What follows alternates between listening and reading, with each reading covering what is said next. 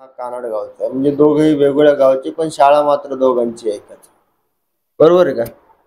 दोघं 6वीलाच आहे. तू पण 6वीला आणि तू पण 6वीला आहे.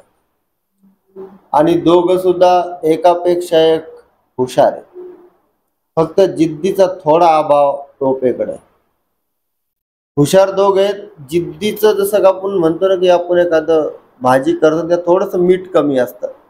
तसं टोपेच्या भाजीमध्ये जिद्द नावाचं मीठ थोडं कमी आहे. आपण संवादाला सुरुवात करू. पूर्ण नाव काय आहे तुझं? समर्थ योगेश टोपे. तुझं? समर्थ ज्ञानेश्वर खाडे. तू कानड गावचा आहे. हा. आणि तू नागेशवाडी. नागेशवाडीचा. यावर्षी तुम्ही दोघेही 6वीला आहेत आणि ZPPS कानडगावचे तुम्ही विद्यार्थी आहेत. तू यापूर्वी 3 शाळा बदललेल्या आहेत. 3 का 4? म्हणजे 1ली ते 4थी तुमच्या गावातली जिल्हा परिषद शाळा. त्यानंतर 5वीला तू चिंचखेडला गेला आणि त्याच्यानंतर परत कानडगावला आला. त्या 3 शाळांपैकी तुला सगळ्यात चांगली शाळा कोणती वाटली? जिल्हा परिषद प्राथमिक शाळा कानडगाव. कानडगाव. काय कारण वाटतं? म्हणजे शाळा तर प्रत्येकच चांगली असते ना, पण नेमकं तुला असं स्पेसिफिक काय कारण वाटतं बघ कानडगावच? म्हणजे तिथं नियम चांगले आहे. परत मुलं टायमर सोडते जेवायला. परत हुशार पण आहे तिथं. गेल्यावर हुशार होते. हुशार म्हणजे नेमकं काय बरं? म्हणजे जसं का तू हुशार शब्द वापरला. एखादा विद्यार्थी हुशार आहे. हुशार म्हणजे नेमकं काय वाटतं? तर डोकं जास्त चलत आहे. दुसऱ्या शाळेत डोकं चलत नव्हतं काय? एवढं बाहेर शिकत नाही तिथं, इथं बाहेर शिकत. बर. तू मात्र 1ली ते 6वी गावातच 7वी पर्यंत शाळा असल्यामुळे शाळा बदलाचा विषयच पडला नाही. काय अनुभव आहे 1ली ते 6वीचा?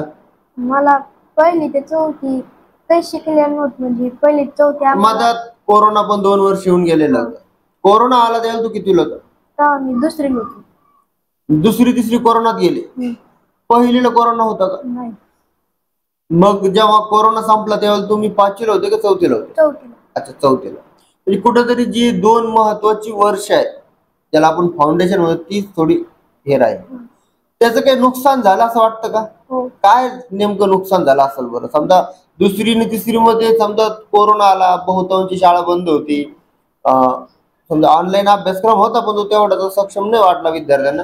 काय विद्यार्थी म्हणून तुझं काय नुकसान झालंय त्या 2 वर्षात? त्या 2 वर्षाचा अभ्यासच नाही झाला. कशात मग कोरोना लागला, मुलं घराच्या बाहेर निघायची नाही.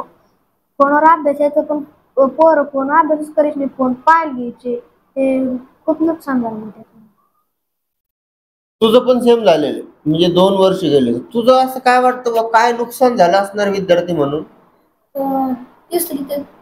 2री ते 3री माझा चालतो मोबाईलवर अभ्यास. म्हणजे तुमचा अभ्यास होत होता रेग्युलर? दररोज म्हणून माझं एवढं नुकसान नाही झालं. तुम्ही आता गेली 5-6 महिने टेन्स कोर्स करू लागले आणि आता आपण खूप शून्यातून सुरू केलेले. काय अनुभव आहे बरं या 5 महिन्यांचा? मला म्हणजे पहिला प्रश्न मला हा विचारायचा की जसं मी काल टाकलं होतं व्हॉट्सअपला, 6वी 7वीच्या मुलांना कोर्स शिकवला पाहिजे का? काय वाटतं तुला? शिकायला पाहिजे. बरेच लोक म्हणते बाबा एक खूप हार्ड कोर्स आहे आणि 6वी 7वीच्या मुलांना समजा शिकवणं योग्य नाही. ते विद्यार्थी म्हणून तुला काय वाटतं? तू स्वतः त्या कोर्सचा गेली 5 महिने भाग आहे, तर कसं वाटतं बा विद्यार्थ्यांना तो शिकवलं पाहिजे का या वयात? हो. तुझा काय अनुभव आहे? म्हणजे ह्या वयात जर शिकलं ना, मग 10वी 12वीत गेल्यावर इंग्रजी वाचायची अडचण नाही येणार. इंग्रजी बोलायला अडचण नाही येणार. प्रश्न समजायला अडचण नाही येणार इंग्रजीची. बरं, खूप अवघड आहे का? नाही, खूप अवघड बी नाही, खूप सोपं. तुला कसं वाटतं? म्हणजे 6वी 7वीच्या मुलांना हा कोर्स शिकवायला पाहिजे का? 10वीला इंग्रजी समजती पण पेपरात आल्या बोर्डच्या, आणि इंग्रजी बोलता बी येते, इंग्रजी कळत. तुझा सगळ्यात आवडीचा विषय कोणता आहे? इंग्रजी. सगळ्यात किचकट वाटतो, बोर वाटतो असा? विज्ञान. काय कारण काय असं बोर आहे विज्ञान मध्ये? असं दमा शिकते मग बोर वाटतं, कळत बी नाही एवढं. असा कोणता विषय तुला वाटतो बा सगळे विषय हे विषयासारखेच असले असते किती मजा आली असती, असा कोणता विषय वाटतो? इंग्रजी. सगळे विषय इंग्रजी सारखेच असायला पाहिजे. इंग्लिश मीडियम मध्ये जायला पाहिजे होते, सगळे विषय इंग्लिश मध्ये. तुझा सगळ्यात आवडीचा विषय कोणता? गणित. गणित आहे. सगळ्यात बोर किचकट वाटतो असा विषय? हिंदी. हिंदी. काय कारण वाटतं? समजतच नाही सर ते. म्हणजे समजत नाही. कसंच समजत नाही. हिंदी ते आपली पूर्ण भारतामध्ये बोलली जाणारी भाषा आहे. तुम्ही कार्टून पाहिलेले असतील किंवा तुम्ही चित्रपट मालिका पाहते, सगळे हिंदीच आहे. मग ते कसं समजतं? म्हणजे लिहायला खूप अवघड जातं. अच्छा, विषय म्हणून समजा अवघड वाटतं, भाषा म्हणून ठीक आहे, पण जसं विषय म्हणून अवघड आहे. आपल्या मराठीपेक्षा वेगळंच ग्रामर आहे त्याचं. आपल्याकडचे अवतरण चिन्ह, त्याचं अवतरण चिन्ह वेगळं, फुलस्टॉप वेगळं, आपलं फुलस्टॉप वेगळं असं आहे. त्यामुळे तुला अवघड वाटतं. तू गणित सोपं वाटतं म्हणाला. आता बहुतांशी समाजामध्ये जर आपण जनरली हा प्रश्न विचारला विद्यार्थ्यांना, तर त्यांचं सगळ्यात अवघड विषय म्हणजे गणिताकडे इशारा आहे. तो पण आहे, पण मोठमोठे लोक सुद्धा गणिताकडेच अवघड विषय म्हणून पाहतात. तुला गणित सोपं वाटतं, काय कारण असावं त्याचं? मी मागच्या वर्षी नवोदयात बसलो होतो ना, मला म्हणजे ठोंबरे सरचं ट्युशन होतं. ठोंबरे सरनी इतके परफेक्ट गणित समजून सांगितले. मग कोणतंही गणित आलं नवोदयाचं पुरे येते. आता ते 6वी 7वीचं आहे ते गणित, मला ते सोपे जाते गणित. म्हणजे यावर्षी तुला नवोदयाचा फायदा झाला असं तुला म्हणायचं. आता तू नवोदयाचा विषय काढलेला आहे. तुम्ही दोघं पण मागच्या वर्षीच्या नवोदय बॅचचे विद्यार्थी होते, जे नवोदयाला बसले होते. तुमच्या मनात होतं का आपण नवोदयाला बसावं? बऱ्याचदा असं होतं की विद्यार्थ्याच्या मनात नसताना त्याला बसवलं जातं, म्हणजे त्याची तयारी नसते किंवा पूर्व तयारी नसते. तुझी तयारी होती का? वडिलांनी बसवलं. तुझी तयारी होती का? म्हणजे नवोदय. बरं, तुम्ही 3री 4थीला असताना नवोदय काय आहे माहित होतं का? नाही. म्हणजे तुम्हाला पहिल्यांदाच कळलं की आता आपल्याला 5वी मध्ये गेलो ना, तर नवोदय होतं. नवोदयमध्ये 3 मुख्य भाग आहेत. बुद्धिमत्ता म्हणजे आकृत्या, त्याच्यानंतर गणित आणि भाषा म्हणजे मराठी उतारे. तुम्ही जवळपास 1 वर्ष प्रॅक्टिस केली असणार. सगळ्यात अवघड काय वाटायचं? गणित. तुला काय वाटायचं? गणित. सोपं काय वाटायचं? बुद्धिमत्ता. तुला? मला सगळ्यात सोपं काय वाटत? पुरे सोपे होते. पण तरी सुद्धा तू नवोदय पात्र नाही झाला, त्याचं काय कारण वाटतं? आता समजा एक विद्यार्थी हे सांगू लागला की मला सगळे सेक्शन सोपे जात होते, आणि सोपे जाऊन सुद्धा तो विद्यार्थी आज माझ्या सोबत बसलेला, म्हणजे तो आज आंब्याला असायला पाहिजे होता, तो इथं कानेगाव मध्ये. काय कारण वाटतं? गलत मित्र संगत लागली तर त्यांच्यासोबत मी कधी फोटो खेळायचो, मग फोटो आले तो उन्हाळ्यात गोट्या खेळायचो, डबल रात्री फोन उठून पाहायचो, 2 वाजता फ्री फायर खेळायचो. मला तर असं समजलंच नाही, म्हणजे आपण जर 5वीत जर नवोदयात पास झालो तर आपण आंब्याला जाऊ. 6 वर्ष फुकट शिक्षण भेटून, त्याच्यामुळे मला ते म्हणजे तू समजा नवोदयाला शाळेमध्ये ट्युशन मध्ये तुम्हाला हे समजून सांगण्यात आलेलं नव्हतं का की बाबा नवोदय पास झाल्यानंतर तुमच्या सोबत काय होणार आहे, त्याचं नेमकं नवोदय काय आहे स्वरूप सांगण्यात आलेलं नव्हतं का? तरी तू असं कसं म्हणू शकतो की मला हे माहित नव्हतं की पुढे काय होणार आहे? मग नाही, म्हणजे ते गलत मित्र संगत लागल्यामुळे. पण मग ठीक आहे, मित्र तर ठीकच आहे, पण तू अभ्यास काहीच करत नव्हता का? करत होतो. नेमकं कसं करत होता? समजा आता तू तर ट्युशन पण होतं म्हणतो, शाळेत पण तुम्हाला शिकवलं जायचं, कमी जास्त प्रमाणात शिकवलं गेलं, पण शाळा शिकवतच होते आणि ट्युशन तर असतं त्याचं. नेमकं कुठं चूक झाली? समजा मित्र ठीक आहे हो, पण मित्रांसोबत आपण 24 तास थोडे असतो. रात्र तुझ्याकडे होती किंवा वेळ असते ना नवोदय, मग तू प्रॅक्टिस करत होता का? हो. कशी करायचं बरं प्रॅक्टिस करायचं ना, म्हणजे नेमकं काय करायचं? उतारीची करायचा, मराठीची करायचा? गणिताची करायची. अच्छा, जास्त करून गणिताची करायची. गणित मग अवघड म्हणून गणिताची अवघड होतं. मराठी संदर्भात काय तुला मराठी सोपी वाटायची का? उतारे.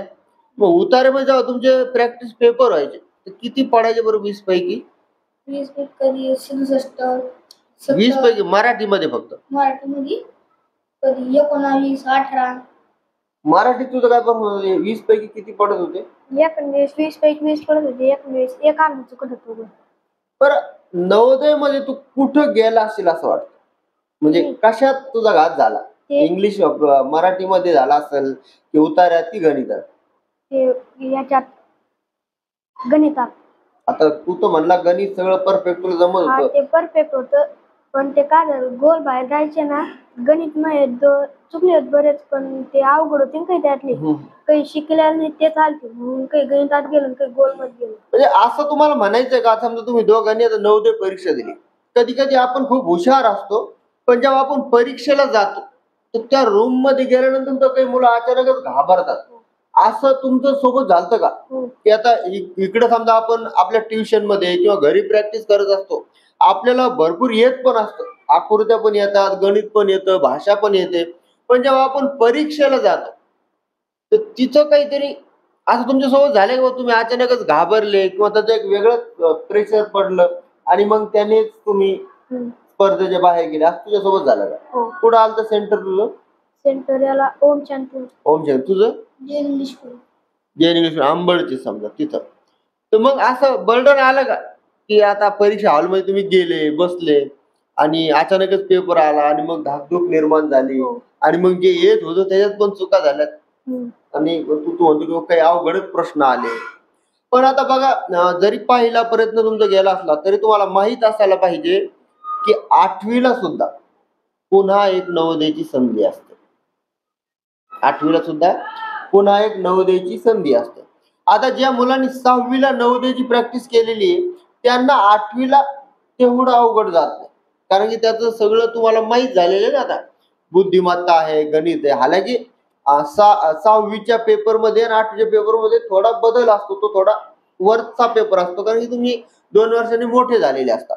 पण मग तुमची तयारी आहे का आता 8वीला गेल्यावर सुद्धा आपण हे करू? तुला वाटतं का? तुला वाटतं का? हो. किंवा ज्या चुका आपल्या झालेल्या आहेत त्या 6वीला त्या आता आपण टाळू आणि आता पुन्हा एक प्रयत्न करू आणि दाखवून देऊ किंवा मी खरं तर 6वीलाच लागलो असतो पण काही थोड्या चुकांमुळं मला तिथे लागता नाही आलं. ठीक आहे. तुम्ही रेग्युलर शाळेत जाता?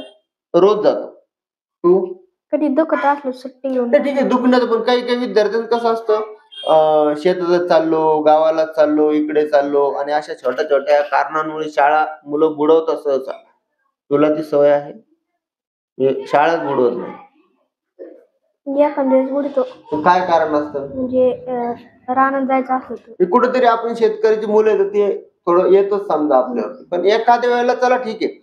पण आठवड्यातून 1-1, 2-2 दिवस काही मुलं ऑफ करतात. तुम्ही करता का तसं?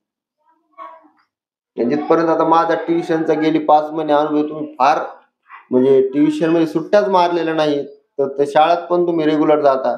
अभ्यास करता? तो हो. शाळेत करतो, हो. ट्युशनचा पण करतो. झेपतं एवढं? नाही. आता मला खास प्रश्न विचारायचा आहे की शाळा असताना ट्युशन लावायची गरज आहे का? एक विद्यार्थी म्हणून वैयक्तिक तुला काय वाटतं? शाळा असताना विद्यार्थ्यांना ट्युशन लावायची गरज आहे का? तू सांगा. का गरज आहे? एवढी शाळा 5-6 तास सगळे विषय तरी सुद्धा ट्युशनची गरज आहेच का? काय कारण वाटतं? इंग्रजीमुळेच लावण्याची गरज. कारण इंग्रजी काही ग्रामीण भागातल्या येत नसते मुलांना. इंग्रजी बाबतीत शाळा कमी पडते असं तुला म्हणायचंय का? तुझं काय मत आहे की शाळा असताना ट्युशन लावायची गरज आहे का? हो. काय आहे? हे नेमकं काय कारण आहे? म्हणजे तेच इंग्लिश कळत नाही पोराला जास्त. वर्गात आमच्या कोणीच इंग्लिश वाचता येत नाही काही जणाला. ते ट्युशन मध्ये त्यांना येते थोडीफार पण काही जणांना येतच नाही म्हणून ट्युशनची तुला गरज. असं म्हणायचं बा जे ट्युशन मध्ये मुलं नाहीत त्यांना इंग्रजीच वाचता येत आणि जे ट्युशन मध्ये आहेत त्यांना येते. परफेक्ट येते का ते पण त्यांच्यासारखे? थोडी थोडी चुकती. चुकते सांग. आपण शिकतो काहीतरी बनण्यासाठी. घरच्यांच्या पण आपल्याकडून अपेक्षा आहे की बा तुम्ही काहीतरी व्हावं. आपण ज्यांच्या हाताखाली शिकतो त्या शिक्षकांच्या पण आपल्याकडून अपेक्षा आहेत. जिथं आपण ट्युशनला जातो तिथं पण आपल्याकडून अपेक्षा आहेत प्रत्येकाच्या. घरापासून सुरुवात करू आपण. तुझ्या घरच्यांच्या तुझ्याकडून काय अपेक्षा आहेत?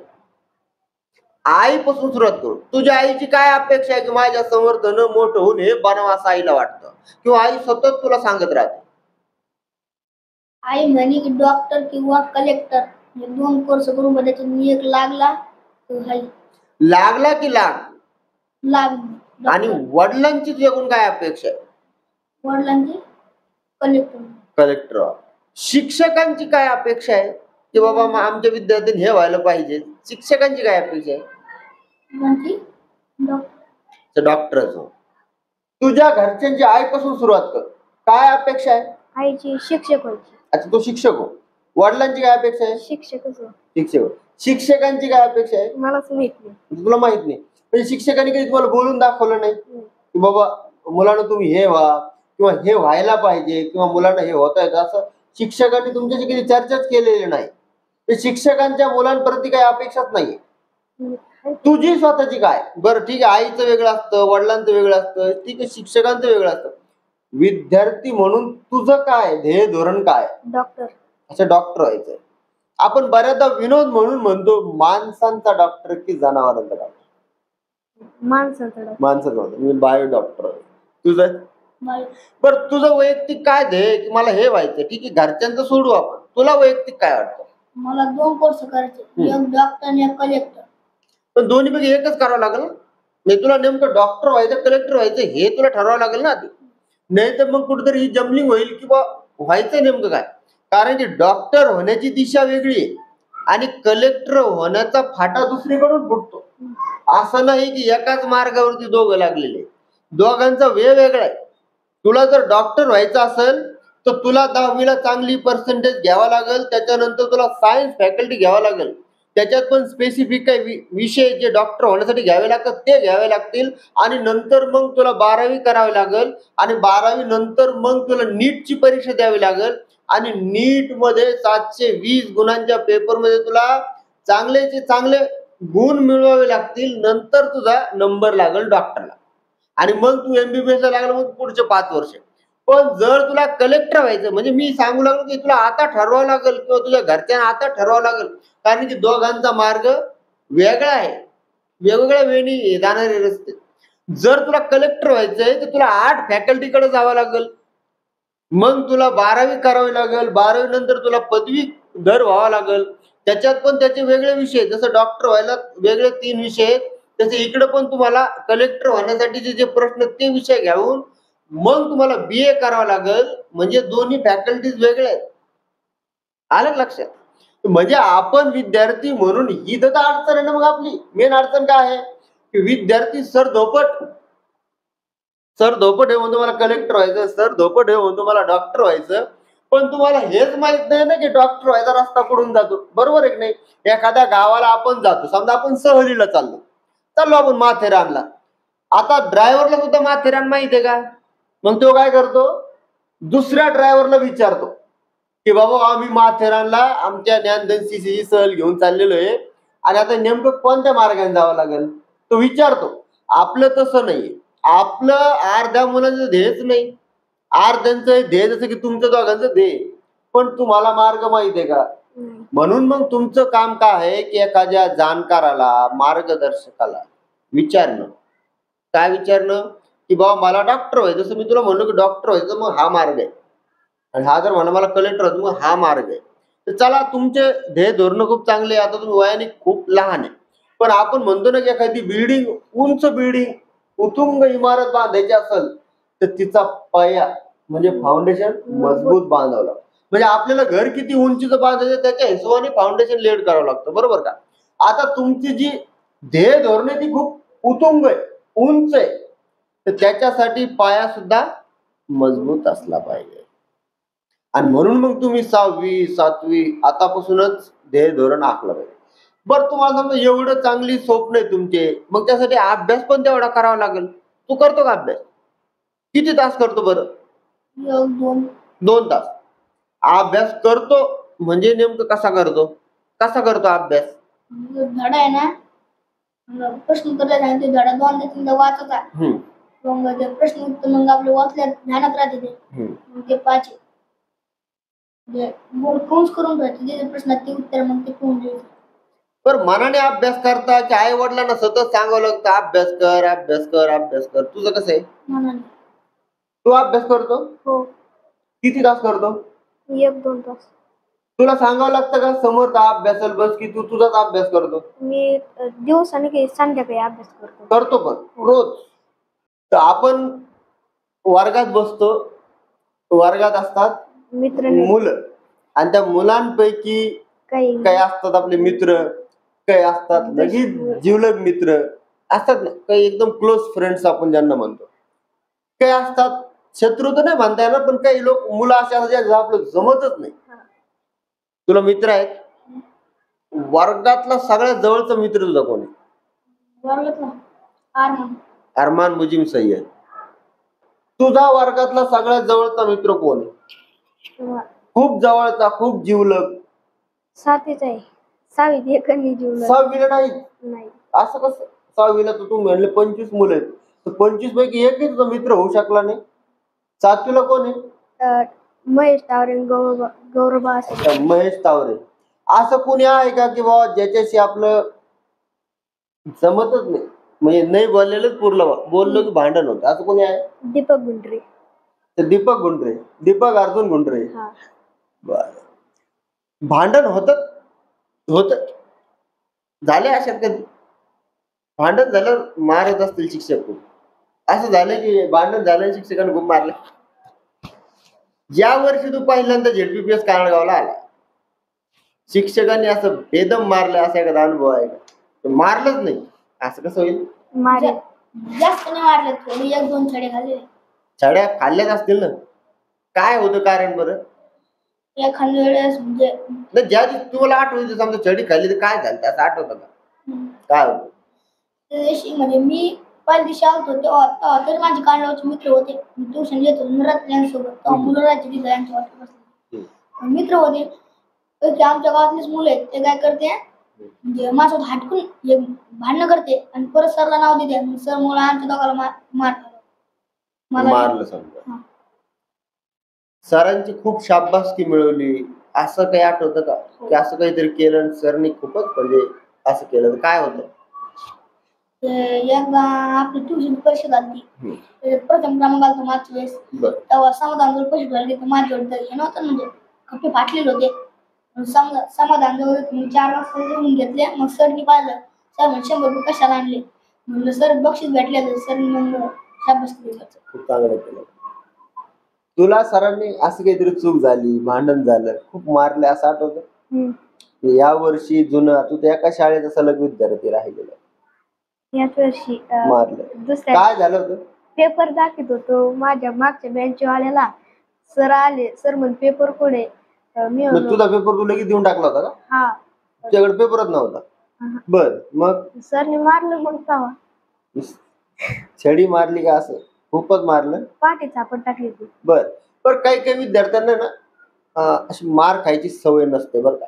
काही काही आता विद्यार्थी राहते त्यांना फक्त प्रशंसा ऐकायची सवय राहते. काही काही विद्यार्थी असे आहे की शिक्षक त्यांची नुसती तारीफ करते, त्यांच्याकडे पाहायचा दृष्टिकोन शिक्षकांचा. पण कधी कधी काय होतं आपल्याकडून काहीतरी चूक होते जेव्हा आपल्याला शिक्षक मारतात आला की शिक्षकांना पण बरं वाटत नाही की आपण याला मारावं म्हणून.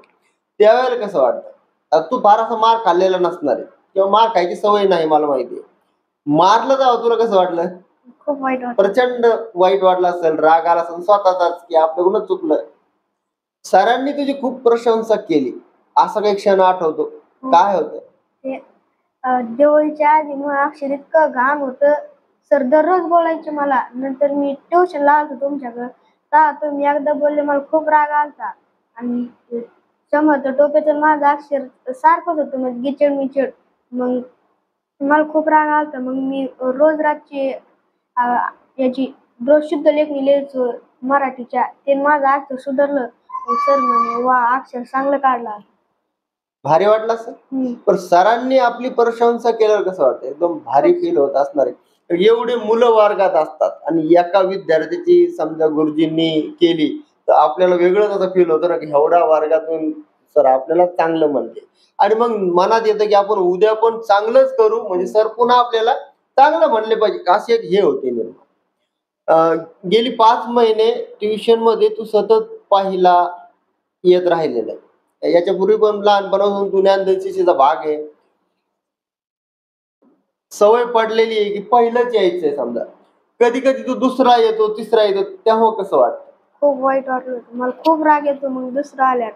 म्हणजे आपल्याला एक सवय पडते ना की पहिलेच यायची. आता आम्हाला पण माहिती आहे की समजा आता पेपर झाला तर डोक्यात असतं की आता समर्थच पाहिलं येणार, सवयच पडली. विद्यार्थी म्हणून तुला पण वाटलेलं, पण होतं अचानक जसं की तुझं काल झालंय की तुला अपेक्षा असणार आहे की आपण पहिले येऊ कारण की लास्ट टाइम तू पहिला आलता. जेव्हा तुला कळलं की साला मी 4th आलोय म्हणजे मी 4th आलोय तेव्हा तुला खूप जाम वाईट वाटलं असणार. पण मग ही जी जिद्द निर्माण होते आपल्यामध्ये, आता तुझ्या मनात जिद्द निर्माण झाली असेल की आता पुढच्या वेळेला मी याला काल म्हणत होतो की आता पुढच्या वेळेला तू समर्थ टोपी बघशील की तो एक नंबर घेऊन दाखवतो, अशी जिद्द तुझ्या मनात निर्माण झाली असणार. आता आपण शिक्षकांच्या मारण्याचा उल्लेख केला. आता लहानपणापासून आतापर्यंत आईनं एखाद्याला खूप मारले असं आठवतं? आईने मारेल एवढं, वडिलांना मारेल. आईनं मारलेलंच नाही. किंवा ठीक आहे, एखाद्या वेळेला आई खूपच बोलली, एखादी चूक झाली, असं काही आठवतं? काय होतं? म्हणजे भांडणं झालते माझ्या लहान भावाचे, तेव्हा बोलले. किती दिवस झाले असतील याला? त्याला ते हप्ताही झाला असेल. बर, आईनं खूप मारले असं काय झालं? काय झालं असेल म्हणजे नेमकं कारण काय होतं की आईनं खूप मारलं? कारण की बघा, आईचं आपल्या मुलांवर खूप प्रेम असतं बरं. आई सहसा म्हणजे मारतच नाही मुलांना, पण मग आईनं मारणं म्हणजे काहीतरी चूक झाली बा असं होतं. काय झालं होतं आठवतं? मी माझ्या आई हे झालं ना, भाजी चिरत होती, तेव्हा मी चिरायला लागलो, ती म्हणतो, पण ती म्हण लागली नको नको तुझा हात चिरण, तो एकदा मग परत ती म्हणे कर, मग एकदा हात चिरत आणलं परत. मी सांगू लागले नको करू, हट्टू करू. आता आपण करू विषयांचा. मारायचं काम देवानी वडिलाकडे दिलंय असं वाटतं बऱ्याचदा, आहे की नाही? दंगल एक चित्रपट आहे आणि त्याच्यात एक गाणं आहे, हानिकारक बापू, तुम्ही ऐकलं असणार. दंगल चित्रपटात, बरोबर आहे का नाही? म्हणजे ते एक प्रातिनिधिक स्वरूपात आहे. बऱ्याच असं होतं की वडील इतकं मारतात की आपल्याला सुद्धा हानिकारक बापू वाटायला लागतात, आहे की नाही? असं आठवतं की वडिलांनी लय मारलंच नाही. बरं, तुझ्यावर सगळ्यात जास्त प्रेम जीव कोण लावतं, आई की वडील? सगळ्यात जास्त जीव कोण लावतात तुला वाटतं? आई आणि वडील दोघे. पण जास्त समजा अशी तुलनाच करायची ठरली तर आई की वडील? एका सेकंद उत्तर द्यायचं, आई की वडील? वडील. आता आपण मारायचा विषय काढला, वडिलांनी मारले असं काही झालं? आता खूप मारलंय, काय आठवतं? फोन पाहत होता, म्हणजे मी आज इतका फोन पाहायचो. पण तुझे वडील सुद्धा, मला जिथपर्यंत सायकोलॉजीचा मी पदवीधर आहे, मला वाटत नाही वडील तुला मारतील. मी मारते एखाद्यास, म्हणजे नाही, म्हणजे याचे वडील तरी याला मारू शकतात, पण तुझे वडील तुला मारतील असं मला वैयक्तिक वाटत नाही. आधी आणत होते, आता बंद केलं. आता लहानपणी पण असं मारलेलं आठवतं का? हा. सगळ्यात जास्त जीव कोण लावतो? एका सेकंदात उत्तर द्यायचं ठरलं, आई की वडील? आई. वडील नाही, वडील लावते, आई लावते. तर आता कुटुंबाचा विषय निघालेलाच आपला. तुला पण एक छोटा भाऊ आहे. तुला पण एक छोटा भाऊ. तुझा भाऊ जास्त खतरनाक आहे का तुझा? तुला काय वाटतं? खतरनाक आहेच. तुला कसं वाटतं?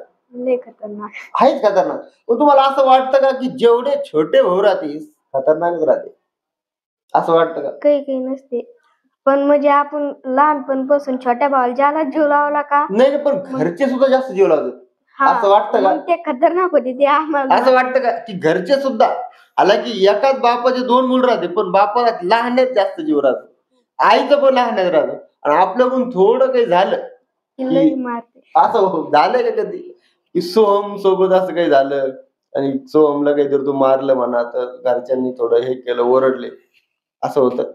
रोज होतं का नेहमी? असं वाटतं का सगळं घरचे सगळं फोकस लहानवरच करू राहिले, असं वाटतं? तुला वाटतं का? माझा भाऊ मला मारतो आणि तो रडतो, मग वडील मला मारते. म्हणजे रडायचं नाटक करतो, म्हणजे हुशारच बघायला लागला, आणि नंतर हसतो मोठमोठे. अरे सगळं झाल्यावर, आहे का नाही? म्हणजे ते कृष्णा, सोहमचं नाही, सोहम खूप शांत विद्यार्थी, पण कृष्णा जसं हे म्हणतो, तुम्ही याच्या मताची सहमत आहे? कृष्णा 100% असं करणार आहे, करीत असणार आहे. बघा, खूप साऱ्या गप्पा झाल्या शैक्षणिक. तुम्ही खूप छोटी मुले पण खूप हुशार मुले आहेत तुम्ही. ज्ञानदान CC खरं तर अभिमान आहे तुम्ही लोक, आणि आम्हाला पूर्ण अपेक्षा आहे भविष्यामध्ये तू कानडगावचा, तू नागोण्याच्या वाडीचा, तुम्ही खरोखर नाव करताल. पण बघा, आपण ग्रामीण भागातले लोक आहेत, म्हणजे आपण शेतकऱ्यांची मुलं आहेत बरं का. आपले जे आई वडील आहेत ना, ते शिकलेले नाहीये, म्हणजे ते शिकू शकलेले नाहीत बरं का. तुझे वडील असतील कमून नाही शिकलेले, की 15-20 वर्षापूर्वीचा जो काळ आहे तो खूप गरिबीतला काळ होता. म्हणजे त्यांच्या मनात शिकायचं असेल, पण घरच्या अडचणींमुळं किंवा आर्थिक परिस्थितीमुळे ते शिकू शकलेलं नाही. म्हणून तुमच्या दोघांच्या पालकांची तुमच्या प्रती अपेक्षा काय माहितीये का, की जे आपण करू शकलो नाही ते आपल्या मुलांनी करावं, असं तुमच्या दोघांच्या पालकाशी माझं नेहमी बोलणं आहे. तर त्यांची एकच अपेक्षा आहे की सर, यांच्यासाठी आम्हाला जे काही करता येईल ते आम्हाला पूर्ण करण्याची तयारी आहे. आता घरच्यांची तयारी आहे म्हणल्यावर तुमची पण तयारी असली पाहिजे, बरोबर का? तुमची पण तयारी असली पाहिजे. आता एखाद्या नोकरी लागणं किंवा एखाद्या क्षेत्रात यशस्वी होण्याला फार काही करावं लागतं का? करावी लागते मेहनत. आता तुमच्यापैकी दुसरं काही काम आहे का? समजा शाळा ट्युशनच्या अभ्यासाव्यतिरिक्त तुझ्याकडे दुसरं काय काम आहे? काहीच नाही. शाळा आणि ट्युशनच्या अभ्यासाव्यतिरिक्त तुझ्याकडे काही काम आहे का? म्हणजे नेमकं तुझं काम काय आहे? अभ्यास. मग तू करतो का? हो. म्हणजे भरपूर विद्यार्थी असे आहे की तुम्हाला फक्त अभ्यासाचं काम आहे, पण तुम्ही ते प्रॉपर नाही केल्यामुळे काय होतं, अपेक्षित यश मिळतं का? नाही. नाही मिळत. तर ते करायला पाहिजे बघा. आता विद्यार्थ्याला काय करायचं असतं, घरात सगळं सुखसुविधा आहे, घरामध्ये लाईट आहे, घरामध्ये फॅन आहे, घरामध्ये तुमच्यासाठी सगळ्या गोष्टी आहे, पेन आहे, वही आहे. एकेकाळी काय झालेलं आहे की गरिबीमुळं काही विद्यार्थी जे आज ऑफिसर्स आहेत ते झोपडीत होते. त्या झोपडीमध्ये लाईट नव्हती, त्यांच्याकडं दप्तर नव्हते, साधारण बाजाराची पिशवी होते. पूर्वीच्या काळात पाट्या होत्या, लेखणी होत्या. आता तर भारी भारी पेन आहेत. आता तर तुम्ही म्हणता आम्हाला झूम नको, आम्हाला मॅटिक पाहिजे, किंवा मला ती मॅटिक नको, घट्ट चालू राहिला मग मला ती गोल्डेक्स पाहिजे. म्हणजे आज आपल्याकडे बहुविध पर्याय आहेत आणि ते उपलब्ध आहेत आपल्याकडे. पण मग त्याच्यासाठी तुम्हाला काय करावं लागेल, की जसं की यांनी आता एक खूप चांगली गोष्ट मेन्शन केलेली आहे की नवोदयला न लागण्याच्या महत्वाच्या कारणांमध्ये आहे की तो चुकीच्या मित्रांच्या संगतीला गेला. हे पण लय महत्वाचं फॅक्टर बरं का. तुला खूप लवकर तुझ्या गोष्टी लक्षात आल्या.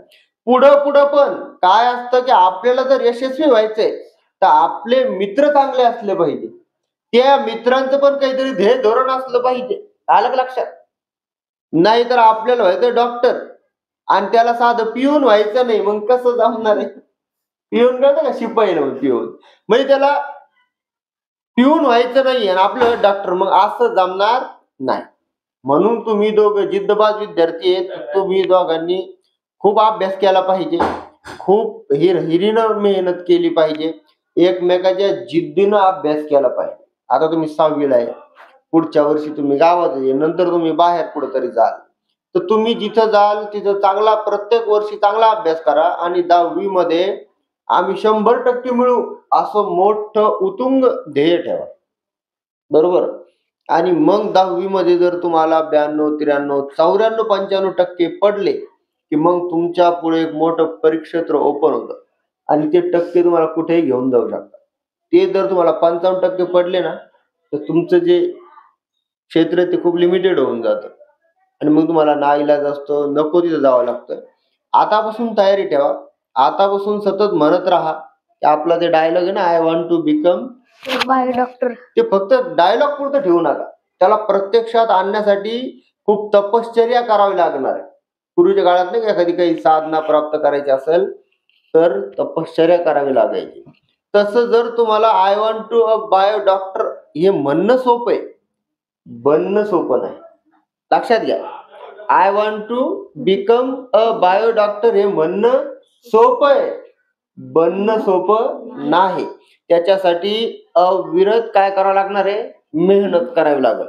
खेळायचा मन करेल त्यावेळेला ते खेळणं सोडावं लागेल, मोबाईल टीव्ही पाहायचं मन करेल ते सोडावं लागेल आणि स्वतःला अभ्यासामध्ये हे करावं लागेल, म्हणजे डेडिकेटिंग टुवर्ड स्टडी करावी लागणार आहे. तुम्ही खूप अभ्यास करा, घरच्यांची खूप स्वप्न असणार आहेत ती पूर्ण करा, तुमची स्वतःची पण स्वप्न आहेत ती पूर्ण करा आणि ह्या कानडगावमधून नोकरीला लागा, मोठ्या पदावरती जा. कलेक्टरचा तो विषय काढला, काही अवघड या जगात काहीच नाहीये.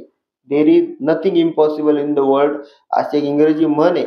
म्हणजे जर आपण ठरवलं तर अयशस्वी काहीच नाही, पण जर आपण ठरवलं नाही तर मग सगळं काही खूप अवघड आहे, खूप म्हणजे कठीण असं आहे.